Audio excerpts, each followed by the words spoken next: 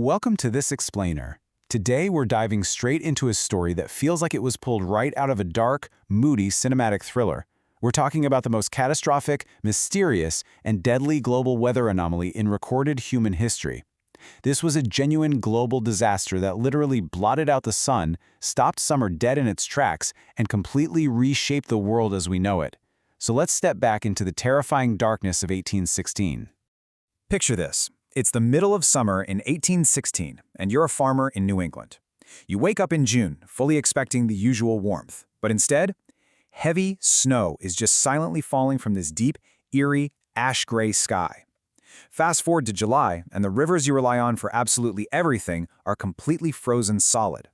By August, a brutal killing frost destroys every single crop in sight. Food prices are skyrocketing, absolute panic is setting in, and honestly, the most terrifying part of all this? No one, and I mean absolutely no one, has any clue why it's happening. So, why did the summer sky go dark? Well, the starving farmers freezing on the ground had no idea that the answer to their living nightmare lay 8,000 miles away. They were actually experiencing the fallout of a massive global catastrophe, one that was triggered on an island most of them had never ever heard of.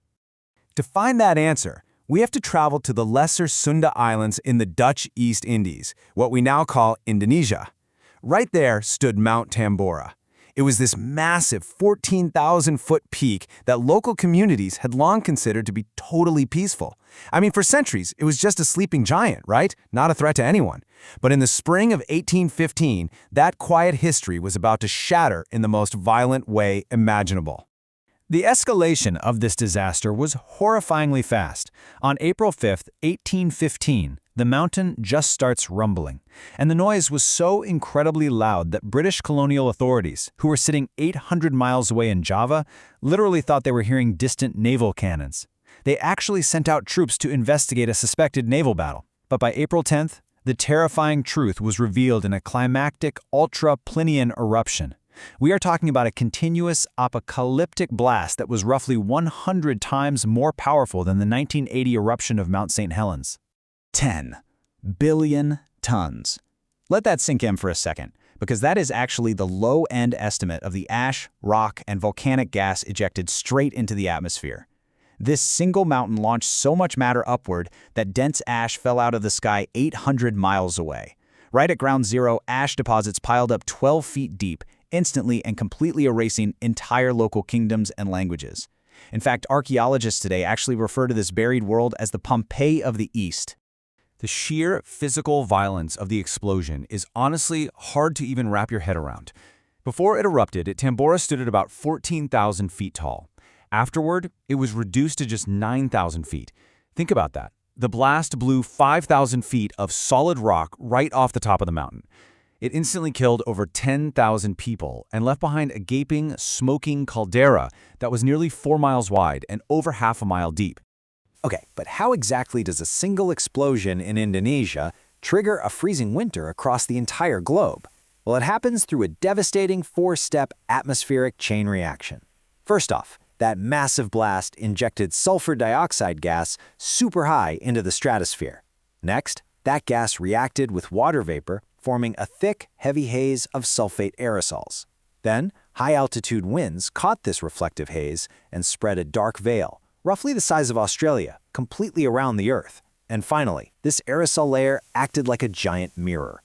It literally bounced incoming sunlight right back into space, sending global temperatures plummeting. And to make matters infinitely worse, Tambora wasn't acting alone here. This stratospheric aerosol veil wrapped around a planet that was already struggling. The Earth was in the tail end of what's known as the Little Ice Age, which was the centuries-long cooling period. On top of that, the year 1816 fell perfectly within the Dalton minimum. That was a time of uniquely abnormally low solar activity. I mean, May of 1816 actually recorded one of the lowest sunspot counts in human history. So Tambora was the trigger, absolutely, but it fired at a planet that was already primed for the cold. Now, you might hear a global temperature drop of about 1 degree Fahrenheit and think, Well, that doesn't sound too bad. But that seemingly tiny shift completely shattered agricultural systems across 3 continents. In North America, repeated summer crop failures forced desperate, starving farm families into a massive westward migration. Over in Europe, which was already bleeding and totally devastated by the Napoleonic Wars, unseasonal rain completely ruined the remaining harvests, sparking violent food riots. And in Asia, the extreme cold disrupted critical monsoons, instantly killing off the rice crops. This deep desperation actually drove some farmers in China to abandon traditional food entirely and shift to a much hardier, darker cash crop, opium. The long-tail economic and biological effects were absolutely staggering. It set off an unseen chain reaction across the globe. That mass westward migration and the wildly fluctuating grain demands in the U.S., that ultimately helped trigger the Panic of 1819, which was America's very first major financial depression. But honestly, the biological consequences were even more terrifying. Researchers now link the disrupted monsoon rainfall in the Bay of Bengal to conditions that fueled a genetic mutation in local bacteria.